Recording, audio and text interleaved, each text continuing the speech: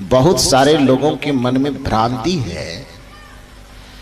निर्गुण शब्द का मतलब समझ ली कि निर्गुण का मतलब क्या होता है। आज तक हमें समझाया गया है कि निर्गुण का मतलब होता है जिसमें कोई गुण न हो, उसको निर्गुण कहते हैं। यही हमने समझा है। इसको समझने वाले और समझाने वाले दो तरह के लोग हुए। एक तो वह है जो अनपढ़ है और दूसरा वह है जो कुपढ़ है। ध्यान दीजिए शब्द पर। अनपढ़ जो पढ़ना नहीं जानता है, और कुपढ़ उसे कहते हैं जो पढ़ा तो है लेकिन अपनी पढ़ाई का उपयोग केवल कुतर्क में करता है, केवल तर्क के नाम पर बकवास करता है। तो अनपढ़ और कुपढ़ इन दो लोगों के चलते निर्गुण शब्द को बड़ा बदनाम किया गया। बदनाम इस मामले में निर्गुण माने जिसमें कोई गुण नहीं हो। लेकिन इसको आप इस निर्गुण शब्द को व्याकरण की कसौटी पर जब कसिएगा तो इस निर्गुण शब्द का वह अर्थ नहीं होता जो हमें समझाया गया है। निर्गुण शब्द का अर्थ बड़ा सुंदर है। वो क्या है? एक बात मैं आपसे पूछूं, आप व्याकरण के बहुत सारे ऐसे शब्द जानते हैं जिसका अर्थ आप लोग भली भांति समझते, मैं थोड़ा उसको स्पष्ट करूं तो आप शायद मुझसे सहमत होंगे। संस्कृत साहित्य में निषेधात्मक उपसर्ग के लिए अ शब्द का प्रयोग होता है। नकारात्मक शब्दों के लिए, नकारात्मक अर्थ के लिए अ शब्द का प्रयोग किया जाता है उपसर्ग के रूप में। जैसे मर एक शब्द है, उस मर शब्द का उल्टा शब्द यदि बनाना है हमको तो हम मर में कौन सा शब्द जोड़ेंगे? नी शब्द जोड़ेंगे कि मर शब्द जोड़ेंगे? अ शब्द जोड़ेंगे। मर एक शब्द है और उस मर मन मरना, और उसका उल्टा शब्द हमें बनाना है, उल्टा अर्थ वाला शब्द बनाना है। तो मर शब्द में कौन सा शब्द आगे में जोड़ना होगा? सबसे पहले हमें उसमें अ शब्द जोड़ना होगा, तब वह शब्द बनेगा अमर, जिसका अर्थ क्या हो जाएगा? नहीं मरने वाला।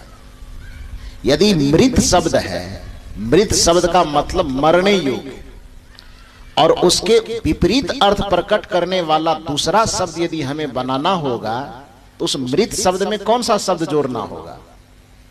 बताइए थोड़ा आप लोग। अरे मृत में अ जोड़ेंगे तब क्या शब्द बन जाएगा? अमृत बन जाएगा, जिसका अर्थ होगा जिसको सेवन करने से आदमी नहीं मरता है। मृत मन मरने योग, अमृत मन नहीं मरने योग। भय मन डर होता है, और नहीं डरने वाला शब्द बनाना है तब उसमें कौन सा शब्द जोड़ेंगे? अ जोड़ेंगे ना, तब कौन सा शब्द बनेगा? इसी बहाने मेरा नाम ले लीजिए नहीं एक बार।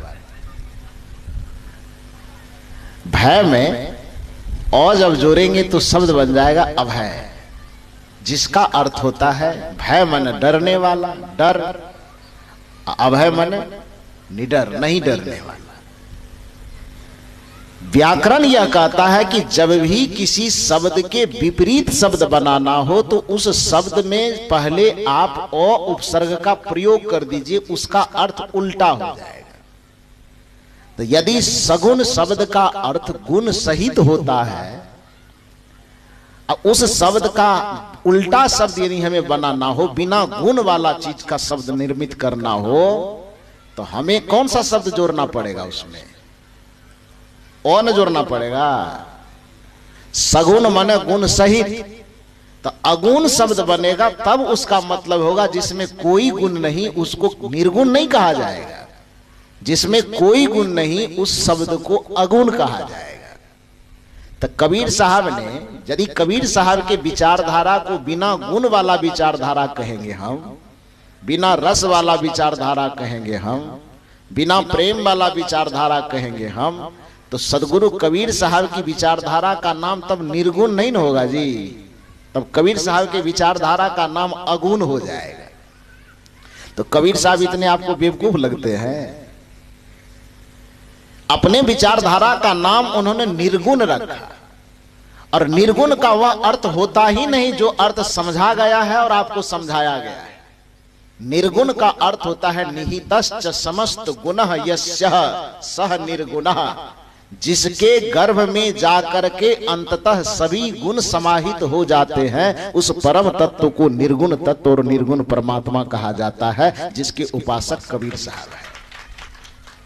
और दूसरा अर्थ यह होता है निर्गतः समस्त गुणश्च यस्यः सह निर्गुणः, जिस परम तत्व के गर्भ से समस्त गुणों का निष्कासन होता है, जिस परम तत्व के गर्भ से समस्त गुण प्रकाशित होते हैं, उस परम तत्व को, उस परमात्मा को निर्गुण तत्व कहा जाता है, जिसके उपासक सदगुरु कबीर साहब है।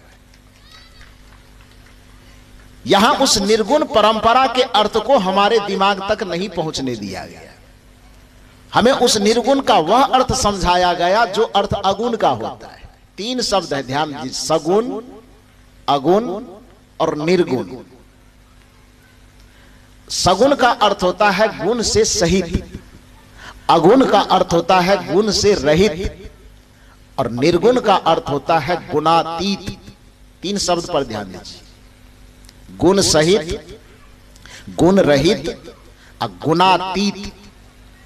गुणातीत का मतलब समझते हैं, जो गुणों से ऊपर हो, जो गुण के अंदर न आता हो बल्कि गुण को जन्म देने वाला। जैसे पिता पुत्र के अंदर आएगा कि पुत्र के बाहर होगा? वो पिता पुत्र के अधीन नहीं हो सकता है, क्योंकि पिता पुत्र के जन्मदाता है।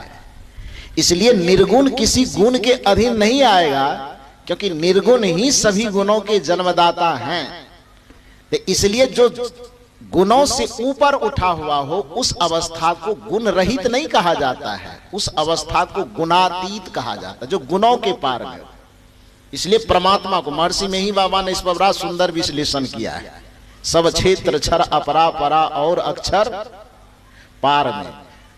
और मेही बाबा बड़े मजे की बात उसमें करते हैं कि इतना पार पार पार पार करते करते, शब्द के पार, ज्योति के पार, ब्रह्म के पार, सगुण के पार, निर्गुण के पार, मैंने करते करते करते करते लास्ट में कहते में ही जावे पार में, सब के पार कर देते। गोस्वामी तुलसीदास जी कहे कि इतना पार पार पार गिनाएंगे तो शायद पता आदमी को पार पार कहते कहते नींद आने लगे, इसलिए एक ही शब्द में समेट देते हैं।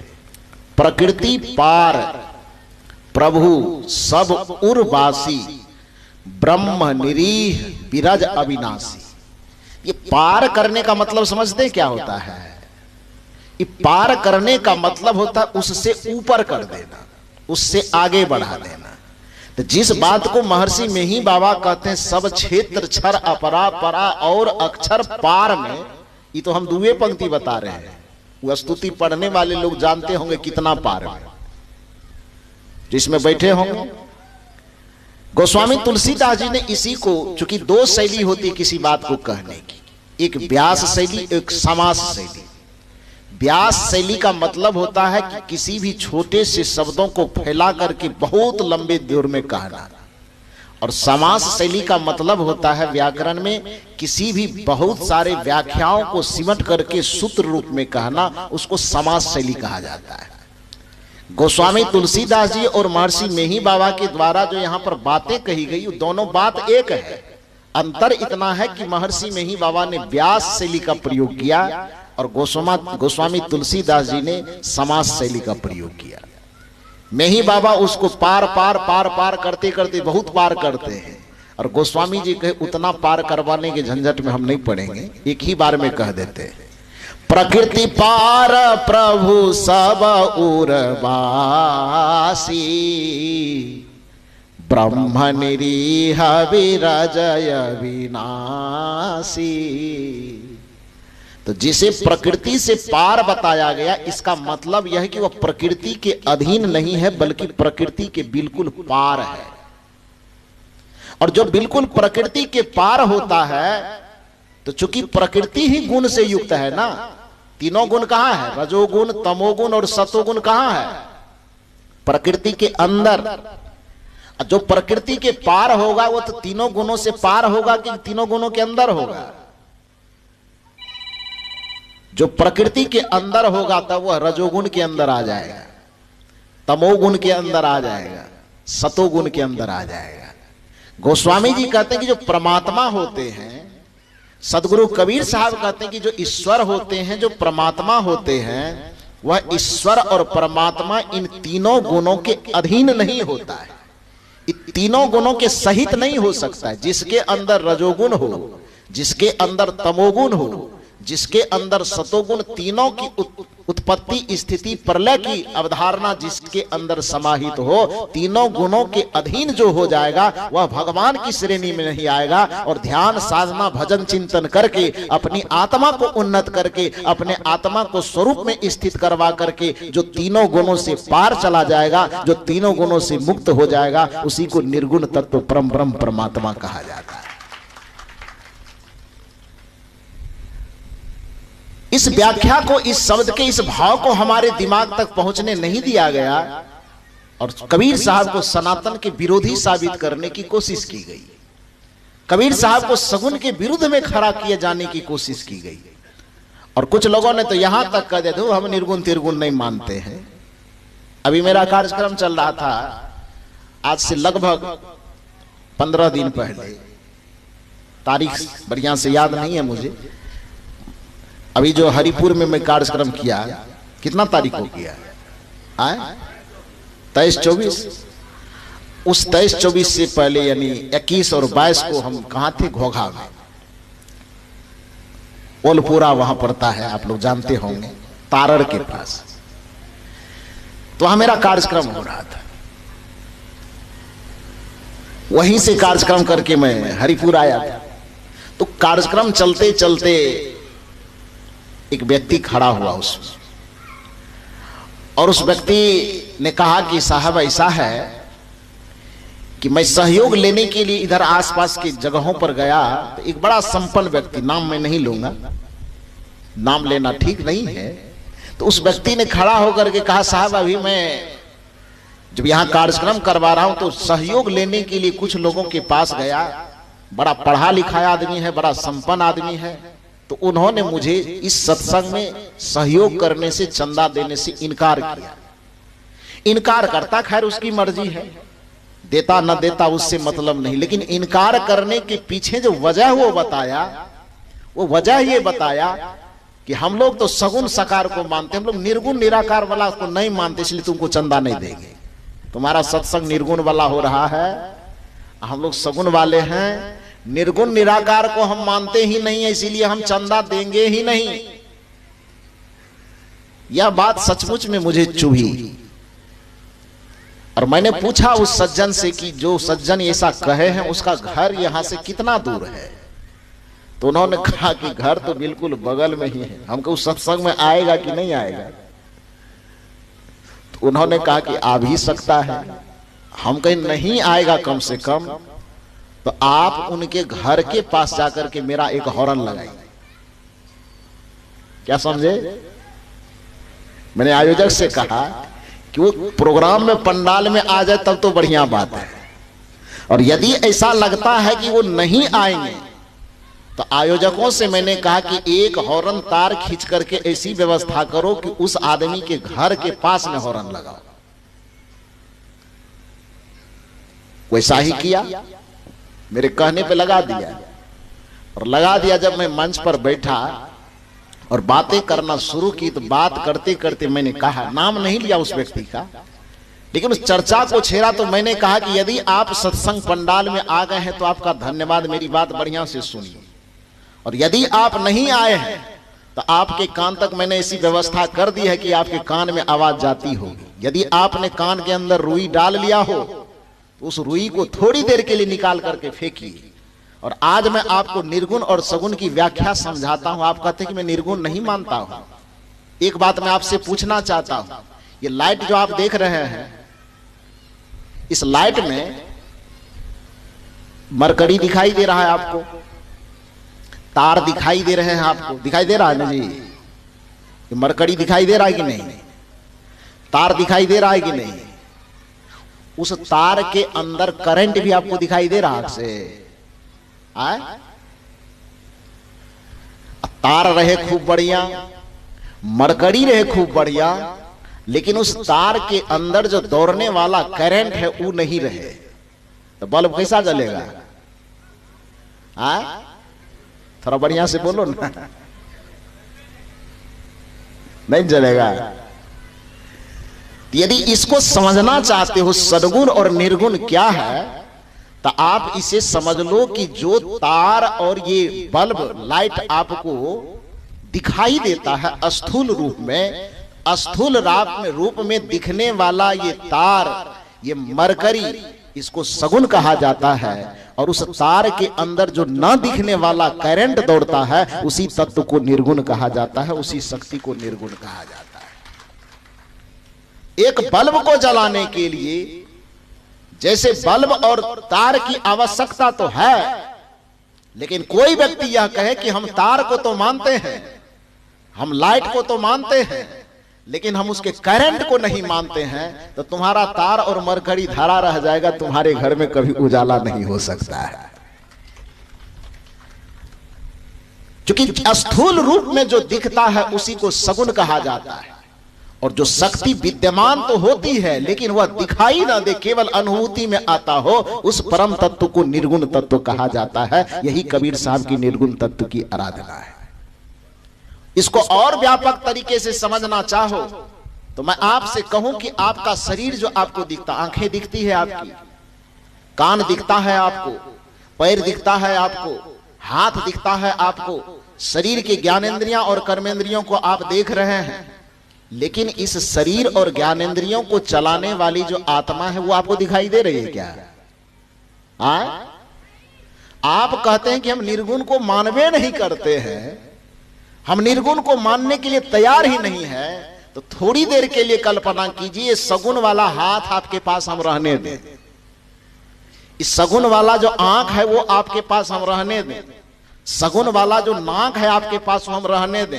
मान लो कि सगुण वाला जो ये शरीर दिखाई दे रहा ये रहने दें, निर्गुण को चूंकि आप मानते ही नहीं है तो उस आत्मा को थोड़ी देर के लिए खींच करके बाहर कर दें, आपका कैसा हाल होगा जरा सा बताइए। आप क्या हाल होगा? मम्मी रहिएगा किसी का, पापा, दादा रहिएगा कि दादी, नाना की नानी। कहते हैं कि निर्गुण को मानते नहीं है, एक बार वह निर्गुण तत्व आपके शरीर से निकल जाए तो सब नाना नानी, दादा दादी, काका काकी, मामा मामी, जितना दुनिया का संबंध है उस सारा संबंध एक क्षण में छूट जाएगा। आदमी ठठड़ी पर उठाएगा और सीधे गंगा किनारे ले जाएगा। राम नाम सत्य है। निर्गुण को कहते हम मानवे नहीं करते, ये कैसे होगा? सगुण आधार भले हैं आपके जीवन को चलाने के लिए। सगुण का सीधा सा अर्थ होता है गुण सहित, निर्गुण का अर्थ गुण रहित नहीं होता है। सगुण का अर्थ होता है गुण सहित, अगुण का अर्थ होता है गुण रहित, और निर्गुण का अर्थ होता है गुणातीत, जो सभी गुणों से श्रेष्ठ हो, जो सभी गुणों से पार हो। गुण उसको अपने अंदर न कर सके, बल्कि सभी गुण जिसके अंदर में मौजूद हो, उस परम तत्व, उस परमात्मा को निर्गुण तत्व कहा जाता है, जिसके उपासक सदगुरु कबीर साहब है। इस बात को कबीर साहब ने अपने बीजक में स्पष्ट किया है। कबीर साहब से किसी ने पूछा कि आप कोई ईश्वर भगवान परमात्मा के विरोधी है क्या? कबीर साहब ने कहा कौन कहता है कि हम विरोधी? हम विरोधी नहीं, केवल हम आपको इतना, कबीर साहब कहते केवल हम आपको इतना बताना चाहते हैं कि किसका स्थान कहां है, किसकी योग्यता कहां है। एक बात और भ्रांति है लोगों के दिमाग में, वो देवता में और ईश्वर में अंतर समझता ही नहीं है। वो देवता को ही ईश्वर मानता है, जबकि इतनी सी बात जान लीजिए कि देवी और देवता की भूमिका अलग है और ईश्वर की भूमिका अलग है। ईश्वर, देवी और देवता में अंतर यह है कि ईश्वर कभी जन्म नहीं लेते, ईश्वर कभी मरते नहीं, ईश्वर कभी प्राणी, पदार्थ और परिस्थिति के आवेश में नहीं आता। वह त्रिकाल अबाधित होता है, जिसको गीता कहती कि नैनं छिदन्ति शस्त्राणि, नैनं दहति पावकः, न च क्लेद्यन्त्यापो, न शोष्यति मारुतः, न जायते मृते वा कदाचिन्नं भूत्वा भविता वा न भूयः। अजो नित्यो शाश्वतो अयम पुराणो न हन्यते हन्यमाने शरीरे। मतलब कि न जायते, जो वो परम तत्व होता, जायते माने जन्म लेना होता है। भगवान श्री कृष्ण कहते न जायते, उस परम तत्व का जन्म नहीं होता है। न मृत्यते वा, उस परम तत्व की मृत्यु भी नहीं होती है। कदाचिन्नं भूत्वा भविता वा न भूया, न उसका जन्म होता है न उसकी मृत्यु होती है। नैनं छिदन्ति शस्त्राणि, उसको शस्त्र से काटा भी नहीं जा सकता। नैनं दहति पावक, उसको अग्नि के द्वारा जलाया भी नहीं जा सकता। न शोषति मारुता, हवाओं के द्वारा उसे सुखाया भी नहीं जा सकता। पृथ्वी के अंदर उसे दफनाया भी नहीं जा सकता। तो जिसको अग्नि जला नहीं सकती, जिसको मिट्टी दफना नहीं सकता, जिसको पानी गला नहीं सकता, जिसको हवा अवशोषित नहीं कर सकता, जो न कभी किसी के गर्भ से जन्म करके आया है न कभी मृत्यु के मुख में जाएगा, ऐसे परम तत्व को सदगुरु कबीर साहब निर्गुण परम ब्रह्म परमात्मा कहते हैं। और उसकी उपासना करने के लिए कबीर साहब बताते। कबीर साहब से पूछा गया कि आप परमात्मा के विरोधी हैं, ईश्वर के विरोधी है? कबीर साहब ने कहा नहीं नहीं नहीं, मैं ईश्वर परमात्मा के विरोधी नहीं, बल्कि लोगों के दिमाग में जो एक भ्रम का नशा छाया हुआ है कि देवी देवता और ईश्वर में अंतर नहीं समझता। कल मैंने आपको समझाया था कि देवी और देवता कौन होता है? जिसके अंदर दिव्यता का समावेश हो जाए, जो बुराई से लड़ सके, जो अवगुणों का परिष्कार कर सके, जो पाप से किसी को मुक्त कर सके, वो सब देवी और देवता की श्रेणी में आ जाएगा। राम जी देवता हैं, कृष्ण जी देवता हैं, दुर्गा जी देवी हैं, काली जी देवी हैं, या जिसका भी आप नाम जानते, 33 कोटि आप कहते हैं, तो 33 कोटि में जिनका भी नाम आप जानते हैं, यदि वह स्त्री है तो वह देवी है, और यदि वह पुरुष है तो वह देवता है। ये देवी और देवता अपने अपने विभाग के अधिकारी हैं, रिद्धि और सिद्धि के अधिकारी हैं, लेकिन वह परमात्मा के अधीन सारे के सारे देवी देवता आते हैं। इसलिए देवी और देवता एक तरह से कहा जाए तो उस परमात्मा के कर्मचारी हैं। व्यक्ति को साधना करनी चाहिए तो कर्मचारी से लगाव रखने के लिए साधना नहीं करनी चाहिए, बल्कि उसको साधना करनी चाहिए तो कर्मचारियों को जो चलाने वाला पदाधिकारी है उससे जाकर के नाता जोड़ना चाहिए। यही कबीर साहब कहना चाहते हैं। देवी देवता उस परम तत्व के विभाग को संचालित करने वाला है। उसको जो कार्य सौंपा जाता है उस कार्य के अनुरूप वो काम करने। जैसे प्रधानमंत्री, आप इसको एक व्याख्या के मतलब से समझिए कि पीएम और सीएम को तो आप जान रहे हैं, जानते हैं ना। तो प्रधानमंत्री जब कुर्सी पर बैठता है तो प्रधानमंत्री पूरे देश को अकेले चलाता है कि अलग अलग विभागों को चलाने के लिए अलग अलग मंत्री नियुक्त करता है। मंत्री को भी कुछ पावर होता है, लेकिन मंत्री को जो पावर मिलता है वो किसके मार्फत से मिलता है? किसके मार्फत से मिलता है? थोड़ा जोर से बोलिए ना, इधर वाले को बोलने दो। बड़ा ही खाली मंदिरे में दौड़ता है, कहता निर्गुण वाला को मानवे नहीं करते। पावर किससे मिलता है? प्रधानमंत्री से मिलता है। मंत्री की मर्जी हो जाए कि कुछ काम मैं कर लूं, लेकिन प्रधानमंत्री उस पे अड़ंगाल। मंत्री केवल अनुशंसा कर सकता है। मंत्री को यह पावर नहीं कि अपनी मर्जी चला दे और बिना प्रधानमंत्री के सिग्नेचर से कहीं कुछ कर दे। मुख्यमंत्री को यह पावर है कि राज्य में वो जो करना चाहे मंत्री के मार्फत से अनुशंसा जाएगी कि ये काम मुझे यहां करना चाहिए। वो विधान बनाएगा, वो नियम बनाएगा, वो फाइल भेजेगा, और जब मुख्यमंत्री का अंतिम सिग्नेचर उस पर होगा तभी जाकर के कोई काम धरातल पर उतरेगा।